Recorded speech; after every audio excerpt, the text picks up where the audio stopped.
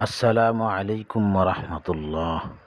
প্রিয় দর্শক, আজ যে বিষয়ে আলোচনা করব তা হলো ঋণ হতে মুক্তি পাওয়ার পরীক্ষিত আমল প্রসঙ্গে। যে যদি কোনো ব্যক্তি ঋণগ্রস্ত হয়ে পড়ে, এই ঋণ পরিশোধ করার মতো কোনো ধরনের ক্ষমতা না থাকে, অথবা আপনার ঋণ দেওয়ার মতো কোনো ব্যবস্থা না থাকে, তাহলে তার জন্যই আজকের এই আমল। এই ওজিফাটি অনেক কার্যকর ও উপকারী পরীক্ষিত আমল। এই আমলটি কীভাবে করবেন? যিনি করবেন তিনি 5 ওয়াক্ত নামাজি হতে হবে। প্রত্যেক নামাজের পর কমপক্ষে 3 বার করে মনোযোগের সাথে পড়তে হবে। ফজর ও এশার নামাজের সময় বেশি করে পড়তে হবে। প্রথমে 3 বার যে কোনো দুরূদ শরীফ পড়ে সাল্লাল্লাহু আলাইহি ওয়াসাল্লাম, সাল্লাল্লাহু আলাইহি ওয়াসাল্লাম, সাল্লাল্লাহু আলাইহি ওয়াসাল্লাম।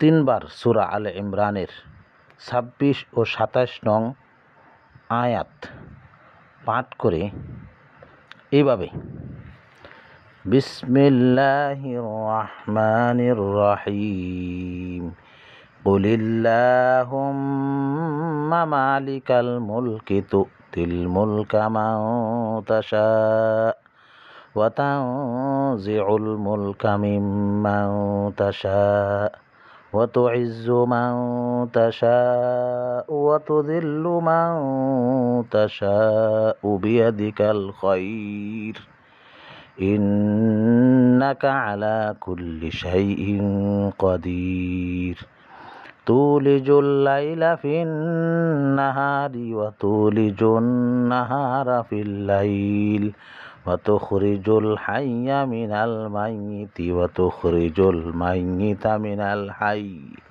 ওয়া তারযুকু মান তাশাউ বিগাইরি হিসাব।